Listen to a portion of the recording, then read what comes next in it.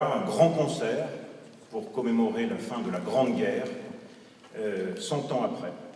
Il s'agit pour nous tous de commémorer l'armistice et surtout appeler à la paix. C'est un même mouvement, parce que quand je vois les visages qui sont nombreux ce soir dans la salle, eh bien, il y a fort à penser que pour la plupart d'entre nous, nous avons eu un parent, un aïeul, qui a été combattant, qui est mort peut-être, ou qui a été blessé gravement. Ou alors une aïeule qui a été femme à l'arrière, comme on dit. Il s'agit donc de notre histoire commune, et c'est celle-ci que nous ne devrons pas oublier.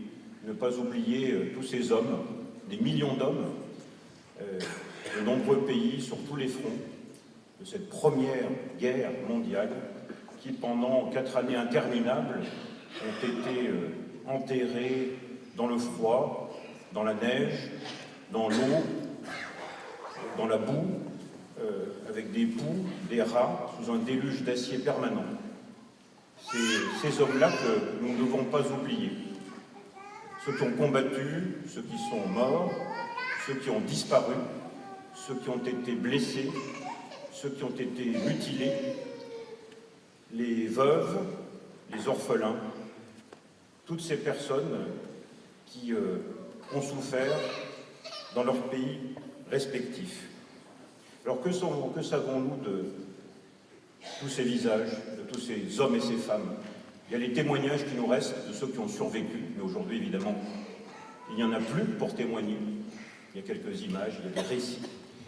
Il y a le travail des historiens, bien sûr. Il y a les images d'archives d'époque, des documentaires. Et puis, il y a les arts.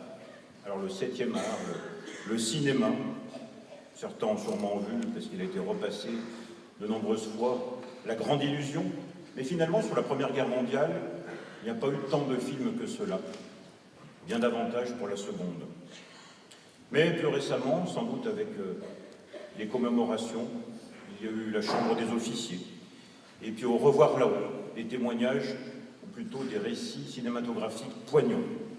Le cinéma, et puis la littérature. Parce que la littérature, elle raconte, elle sublime, et puis elle transcende, parce qu'elle est universelle. Alors il y a la littérature côté français, Roland Dorgelès, avec le cabaret de la belle femme, les croix de bois. Alors le titre, les croix de bois, parce qu'il y avait ces sentiers interminables, avec des croix plantées, perte de vue, aussi bien sur des dépouilles allemandes que françaises. Maurice Genevoix, dont a parlé le président de la République, avec sa série Ceux de 14. Il y a eu Céline, Sandra, Macorlan, chez nous en Savoie, Henri Bordeaux, avec ses carnets qui racontent sa vie au quotidien d'officier pendant la Première Guerre. Côté français, mais aussi, bien évidemment, côté allemand, avec Ernst Lunger, qui est sans doute celui qui a décrit le mieux, par les orages d'acier, cette pluie interminable d'obus, de balles, de shrapnel. Et puis Éric Maria remarque, à l'Ouest, rien de nouveau, dont tout le monde a forcément entendu parler. Et puis pour revenir côté français, un livre que j'ai lu quand j'étais petit en Allemagne, d'Henri Barbus, Le Feu. Le Feu, c'est sans doute le récit le plus terrible sur la Première Guerre, qui fait écho à un peintre, parce que voilà aussi un 3e art, la peinture, avec Otto Dix, peintre allemand, torturé, déchiré, qui a peint en noir et blanc le visage de la guerre et ses abominations, et que vous pouvez découvrir à Chambéry en ce moment, au Musée des Beaux-Arts, dans une formidable exposition sur la guerre. Et enfin, mesdames et messieurs, après le cinéma, la littérature, la peinture, la musique, qui, paraît-il, adoucit les mœurs, mais qui, elle aussi, raconte l'histoire. Et vous allez entendre parmi les compositeurs de ce soir, à côté des chansons, à côté de la poésie, les chansons de soldats, la Madelon, etc. Il y a la Marseillaise au hymne national.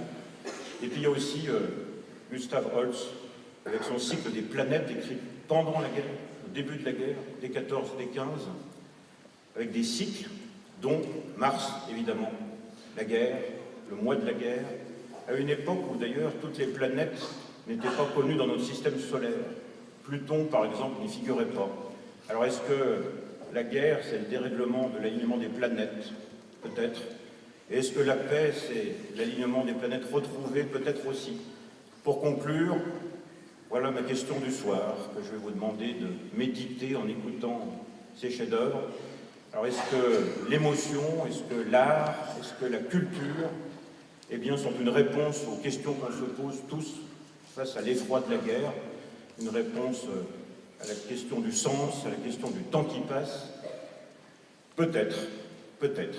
En tout cas, je vous souhaite un excellent concert. Merci à toutes et à tous d'être venus aussi nombreux. Et je vais conclure en vous disant vive Aix-les-Bains, vive la France et surtout vive la paix. Je vous remercie.